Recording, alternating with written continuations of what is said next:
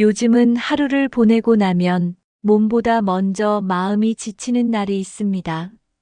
예전에는 조금 무리해도 하룻밤 자고 나면 다시 괜찮아졌는데 이제는 회복이라는 말이 조금 다른 의미로 다가옵니다.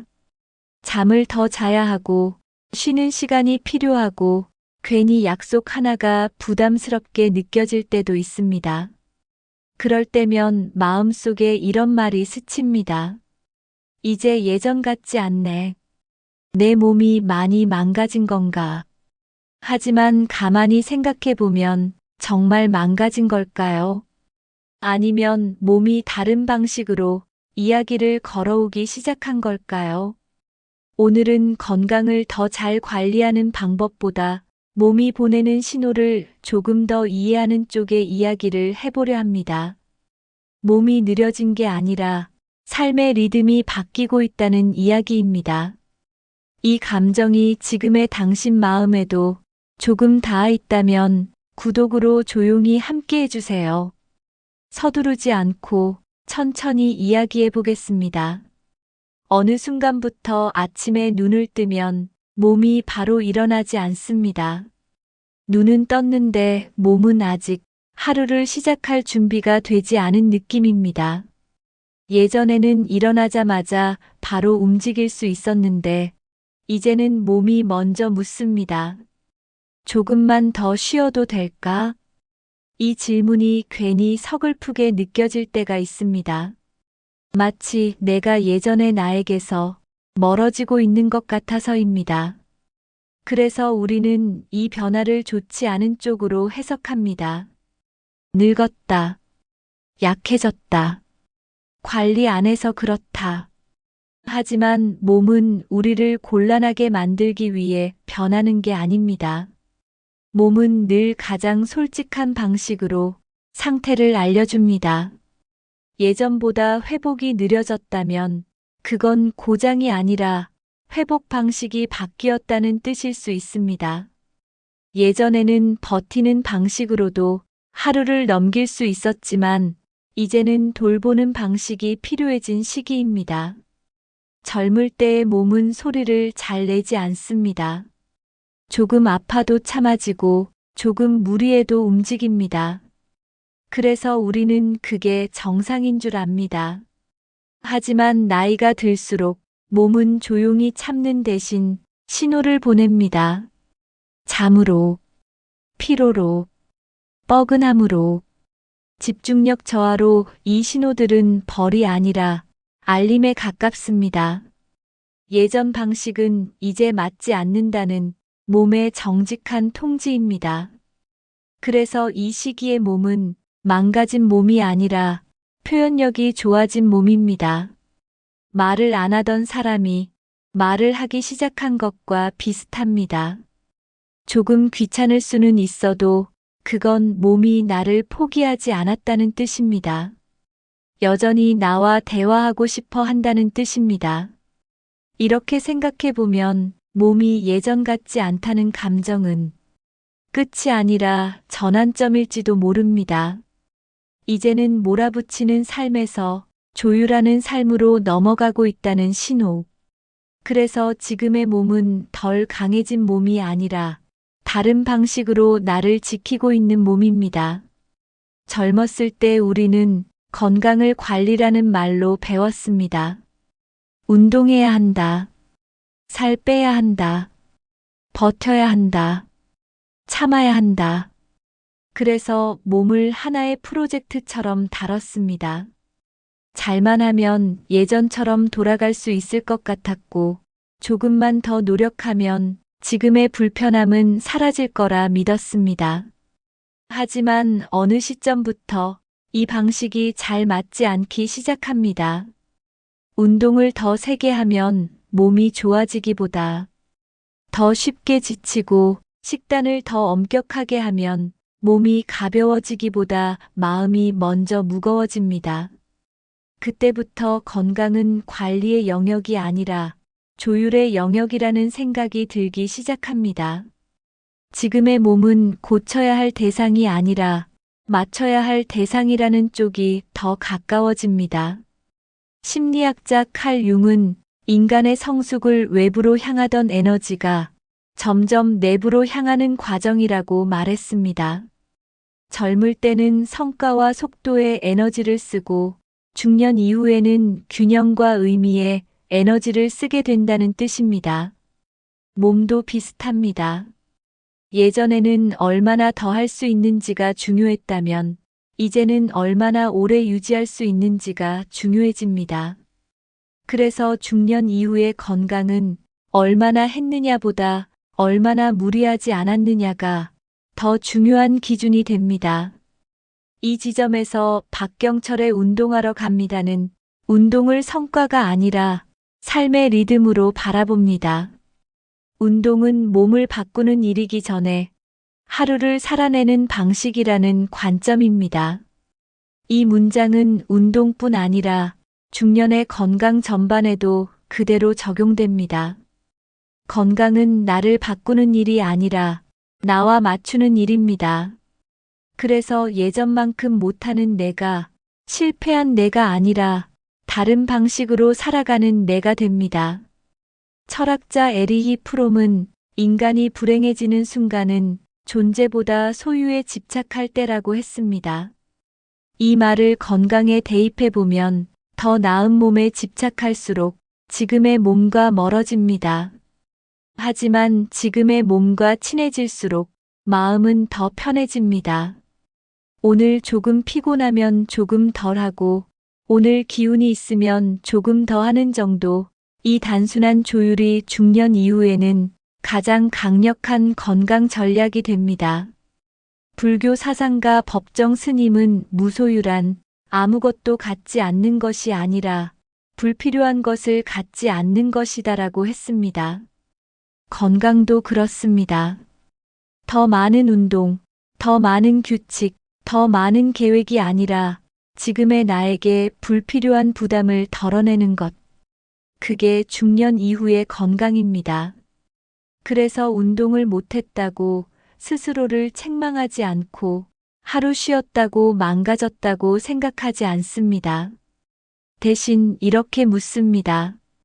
오늘 내 몸은 어떤가? 지금 이 정도면 괜찮은가? 이 질문 하나만 있어도 건강은 이미 관리의 단계가 아니라 조율의 단계로 들어갑니다. 이 시기의 건강은 완벽을 향해 가는 길이 아니라 붕괴를 막는 방향으로 갑니다. 무너지지 않게, 지치지 않게, 오래가게. 그 자체로 이미 충분히 잘하고 있는 것입니다. 예전에는 하루가 빠르게 지나가는 게 당연하다고 생각했습니다. 일찍 일어나고 바쁘게 움직이고 해야 할 일을 밀어붙이고 밤이 되면 쓰러지듯 잠들었습니다. 그렇게 살면서도 우리는 그것을 성실함이라고 불렀고 열심히 산다고 생각했습니다. 하지만 어느 순간부터 이 리듬이 조금씩 어긋나기 시작합니다. 아침이 예전보다 무겁고 하루의 중간쯤 되면 에너지가 눈에 띄게 떨어지고 저녁에는 아무것도 하기 싫어집니다. 이 변화 앞에서 우리는 스스로를 의심합니다. 내가 게을러졌나? 의지가 약해졌나?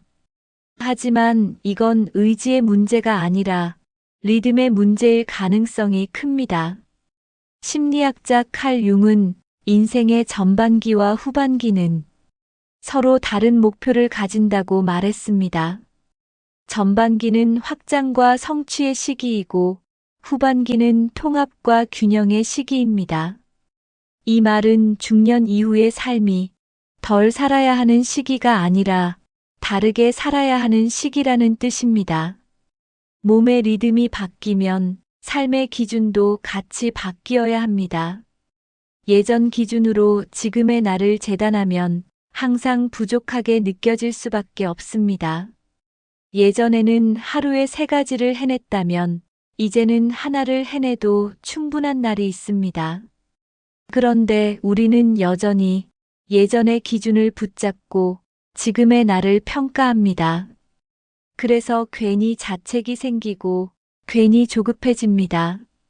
이 지점에서 철학자 마르쿠스 아우렐리우스의 말이 조용히 떠오릅니다. 내가 통제할 수 없는 일로 너 자신을 괴롭히지 말라.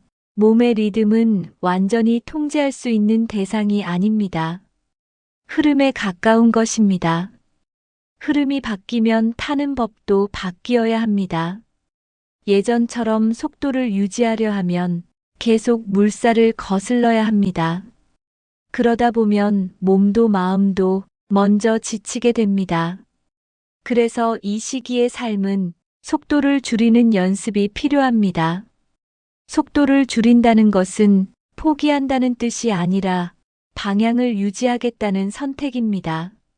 철학자 헨리 데이비드 소로는 나는 삶을 서두르지 않기 위해 숲으로 들어갔다고 말했습니다. 이 문장은 중년 이후의 삶과도 잘 어울립니다.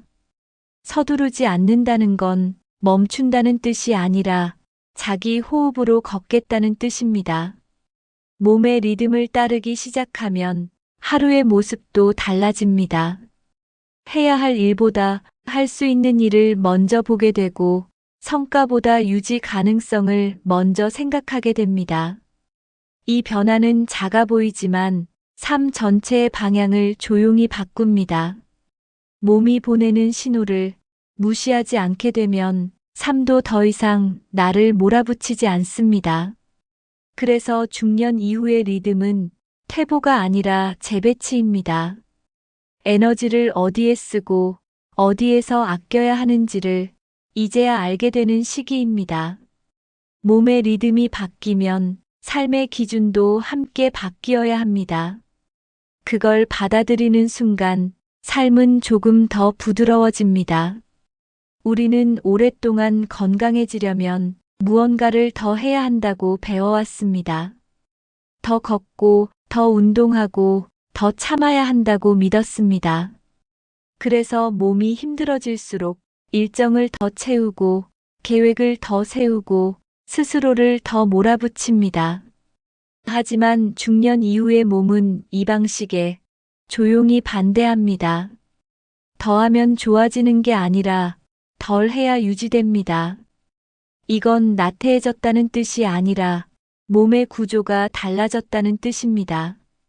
철학자 에피쿠로스는 행복을 더 많이 갖는 것이 아니라 덜 필요로 하는 상태라고 말했습니다. 이 말은 중년 이후의 건강과도 잘 맞습니다. 건강해진다는 건 완벽한 몸을 만드는 게 아니라 몸을 괴롭히는 요구를 조금씩 내려놓는 일입니다. 그래서 이 시기의 건강은 추가가 아니라 정리입니다. 해야 할 운동을 늘리는 게 아니라 하지 않아도 될 것을 줄이는 과정입니다. 무리한 목표, 과한 기대, 지나치게 빡빡한 일정. 이것들이 줄어들수록 몸은 조금씩 제자리를 찾습니다. 불교 사상가 법정 스님은 비움은 버림이 아니라 본래의 자리로 돌아감이라고 했습니다. 건강도 그렇습니다. 무언가를 덧붙여서 좋아지는 게 아니라 본래 몸이 유지할 수 있는 상태로 돌아가는 과정입니다. 그래서 하루를 돌아볼 때 오늘 뭘 더 했나 보다 오늘 뭘 덜 했나를 한 번쯤 떠올려도 좋습니다. 야식을 덜 먹었는지, 쓸데없는 긴장을 덜 했는지, 늦게까지 깨어있는 시간을 조금 줄였는지, 이 작은 덜어냄이 중년 이후의 몸에는 큰 도움이 됩니다. 작가 헨리 데이비드 소로는 단순하게 살수록 삶이 풍요로워진다고 말했습니다. 몸도 마찬가지입니다. 단순해질수록 회복은 빨라지고 회복이 빨라질수록 삶은 안정됩니다.